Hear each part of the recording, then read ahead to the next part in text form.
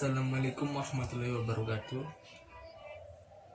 Pada video kali ini kami akan memenuhi salah satu tugas terstruktur dari dosen pengampu Dr. Emma Khuzaimah MPD selaku dosen mata kuliah Metode Penelitian Sastra. Kami dari kelompok 4 akan mempresentasikan sebuah makalah yang berjudul Pendekatan Pragmatik dan Objektif dalam Penelitian Sastra.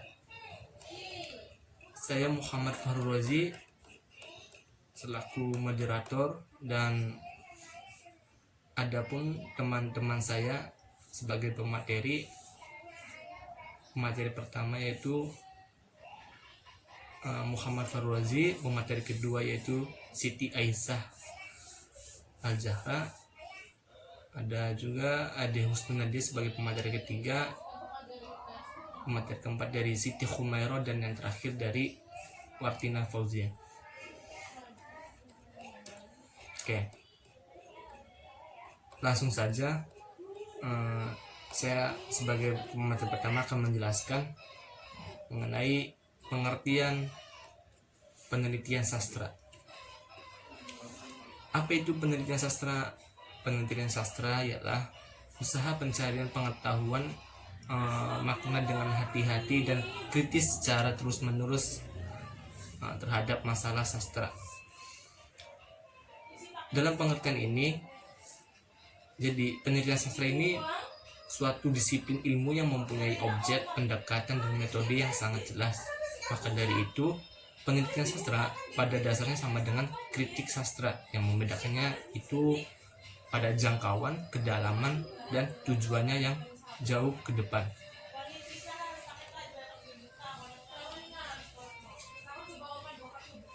Selanjutnya dari pengertian tersebut, pada intinya penelitian sastra ini suatu cabang kesenian yang telah menjadi sebuah disiplin ilmu yang mempunyai objek, pendekatan, dan metode yang jelas untuk memberi makna secara objektif dan kritis dengan terus-menerus terhadap masalah sastra yang memanfaatkan dukungan teori dan prinsip-prinsip keilmuan.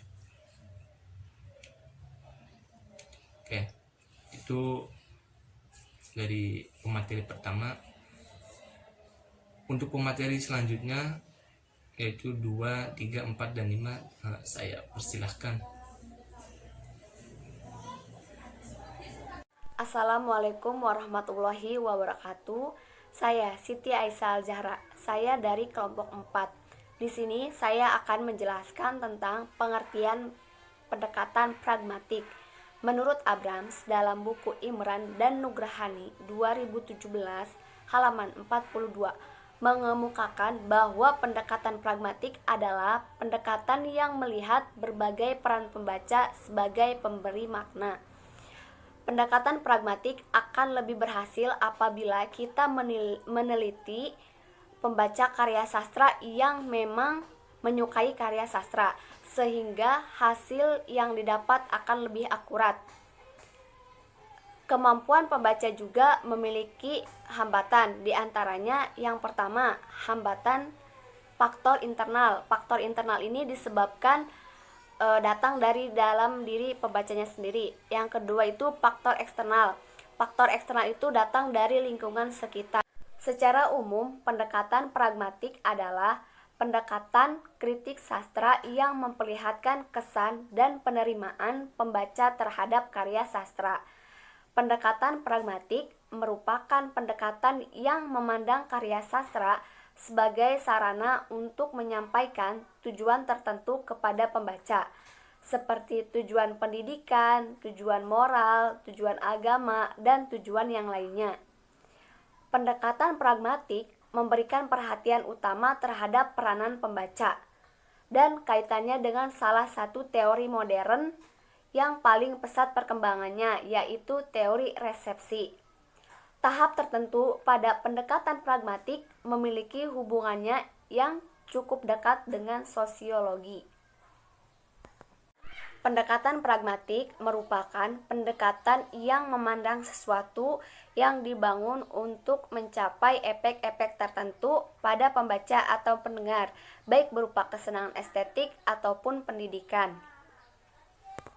Dengan demikian dapat disimpulkan bahwa pengertian pendekatan pragmatik itu adalah pendekatan pragmatik lebih menekankan karya pada tanggapan atau hasil penerimaan penghayatan pembacanya, yakni dengan menjadikan pembaca sebagai sumber informasi yang utama. Cukup sekian dari saya, kurang dan lebihnya mohon maaf. Wassalamualaikum warahmatullahi wabarakatuh. Selanjutnya mengenai metode pendekatan pragmatik. Kelompok kami menggunakan pendekatan yang bersifat eksperimental melalui karya sastra yang mementingkan karya sastra yang terkait pada masa tertentu, ada pada golongan masyarakat tertentu. Yang pertama mengenai kepada para pembaca, perorangan atau kelompok disajikan atau diminta pembaca karya sastra sejumlah pertanyaan dalam teks atau angket yang berisi tentang permintaan, tanggapan, kesan, penerimaan terhadap karya yang dibaca tersebut. Untuk diisi jawaban-jawaban itu nanti ditabulasi dan dianalisis. Yang kedua, kepada pembaca perorangan atau kelompok. Diminta para pembaca karya sastra kemudian diminta untuk menginterpretasikan karya sastra tersebut. Interpretasi yang dibuat tersebut dianalisis secara kualitatif untuk melihat bagaimana penerimaan atau tanggapan terhadap karya sastra. Yang ketiga, kepada masyarakat tertentu diberikan angket untuk melihat prestasi mereka terhadap karya sastra. Misalnya melihat prestasi sekelompok kritikus terhadap kontemporer persepsi masyarakat tertentu terhadap karya sastra daerahnya sendiri. Kemudian mengenai kelebihan dan kelemahan pendekatan pragmatik. Kelompok kami mengambil pendapat dari Enzir dan kawan-kawan. Yang pertama, mengenai kelebihan pendekatan pragmatik.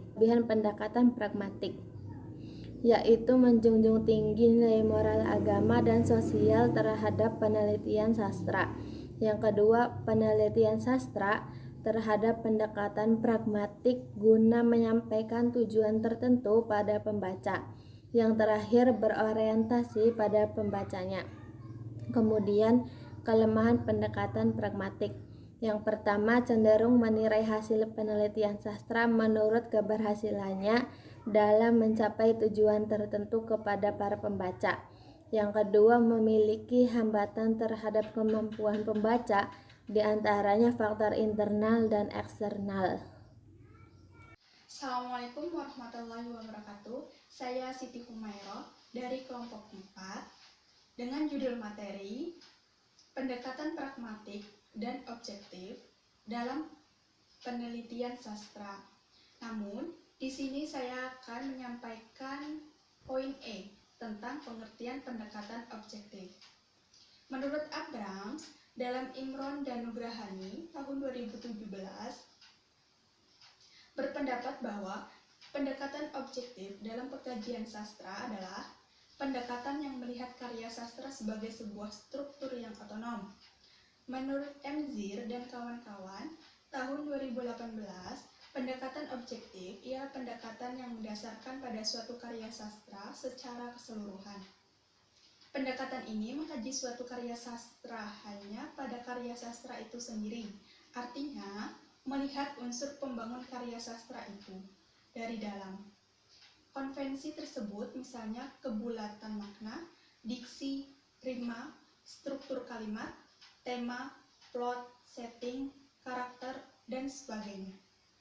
Pendekatan ini biasanya digunakan untuk menelaah karya sastra tanpa melihat unsur pembangun eksternalnya, sehingga peneliti dapat berkonsentrasi menilai suatu karya sastra tanpa perlu melihat latar belakang pengarangnya. Pendekatan objektif dapat dikategorikan ke dalam beberapa jenis, di antaranya filologi, retorika dan stilistika, formalisme dan strukturalisme, kritik, serta semiotika dan dekonstruksi. Menurut Semi, tahun 1993 berpendapat bahwa pendekatan struktural dinamakan juga pendekatan objektif, berpandangan bahwa untuk menanggapi karya sastra secara objektif haruslah berdasarkan pemahaman terhadap teks karya sastra itu sendiri. Proses menganalisis diarahkan pada pemahaman terhadap bagian-bagian karya sastra dalam menyangga keseluruhan. Dengan demikian, bahwa pendekatan objektif menekankan nilai pada karya sastra itu sendiri, menjadikan karya sastra sebagai sumber informasi objektif. Jadi, pendekatan ini mengutamakan kajian terhadap karya sastra itu sendiri tanpa menghubungkan dengan faktor-faktor sosiohistoris di luar sastra tersebut. Pendekatan objektif dapat dikatakan sebagai pendekatan intrinsik yang serupa dengan pendekatan struktural. Sekian dari saya. Terima kasih. Assalamualaikum warahmatullahi wabarakatuh. Assalamualaikum warahmatullahi wabarakatuh. Saya Wartina Fauji. Di sini saya akan menjelaskan mengenai objek kajian pendekatan objektif serta kelemahan dan kelebihan pendekatan objektif. Jadi, objek kajian pendekatan objektif yaitu karya sastra itu sendiri. Nah, berupa unsur-unsur intrinsik. Nah, unsur intrinsik meliputi tema, tokoh dan penokohan, alur, latar atau setting, gaya bahasa, sudut pandang, dan amanat. Nah, jadi ketujuh unsur-unsur intrinsik tersebut sangat penting dalam objek kajian pendekatan objektif. Mengapa? Karena yang pertama, tema merupakan gagasan utama atau gagasan pokok yang umum dalam menopang karya sastra tersebut. Kemudian yang kedua, tokoh dan penokohan merupakan hasil dari penokohan yang dibuat oleh pengarang, kemudian dilakonkan dalam cerpen, drama, atau novel dan sejenisnya. Dan sebuah karya sastra yang berupa novel, cerpen, dan drama tidak akan jadi jika tidak ada tokohnya. Maka dari itu unsur intrinsik sangatlah penting dalam objek kajian pendekatan objektif. Kemudian selanjutnya yaitu alur. Alur adalah rangkaian cerita yang dibuat oleh si pengarang dengan sebuah tahapan-tahapan. Kemudian latar atau setting. Latar atau setting ini merupakan waktu, tempat, maupun peristiwa kejadian dalam sebuah karya sastra. Selanjutnya yang kelima yaitu gaya bahasa.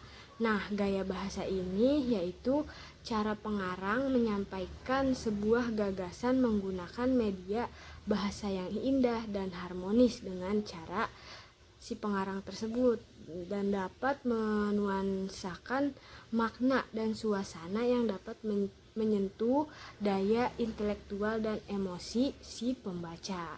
Kemudian selanjutnya yang keenam yaitu sudut pandang. Nah, sudut pandang ini merupakan cara pengarang menyampaikan para pelaku dalam cerita yang ditulisnya atau yang dibuatnya dalam sebuah karya sastra tersebut. Kemudian amanat. Nah, yang terakhir nih, amanat.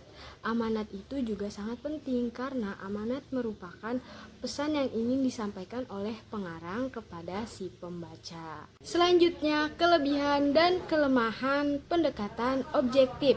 Kelebihannya yaitu memiliki 5 pembahasan yang berorientasi teks, dan kita dapat menilai karya sastra tersebut tanpa harus mengetahui latar belakang pengarangnya.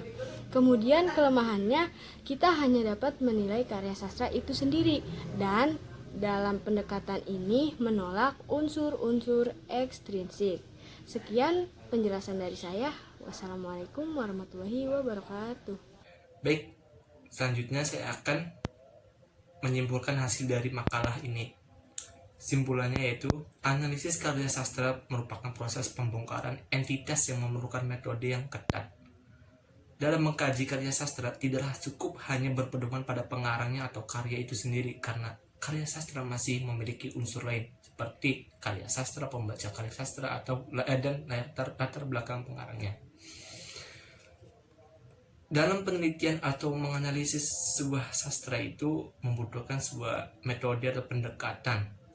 Nah, lalu untuk apa pendekatan itu? Yaitu untuk alat yang menangkap realita atau fenomena sebelum dilakukan kegiatan analisis atau penelitian atas sebuah karya. Dan pendekatannya juga yang ada di makalah ini ada 2, yaitu pendekatan pragmatik dan pendekatan objektif. Pragmatik sendiri pendekatan yang melihat sebuah peran pembaca sebagai pemberi makna, dan yang objektif itu pendekatan yang digunakan untuk menelaah karya sastra tanpa melihat unsur membangun eksternalnya, sehingga peneliti dapat berkonsentrasi menilai suatu karya sastra tanpa perlu melihat latar belakang pengarangnya. Oke, jadi itulah simpulan dari hasil makalah ini ya. Baik, kelompok kami sudah selesai memaparkan makalah ini, dan kami mengucapkan banyak terima kasih pada teman-teman yang telah menonton dan ataupun membaca makalahnya ini. Kurang lebihnya mohon maaf. Wabillahi taufiq wal hidayah. Wassalamualaikum warahmatullahi wabarakatuh.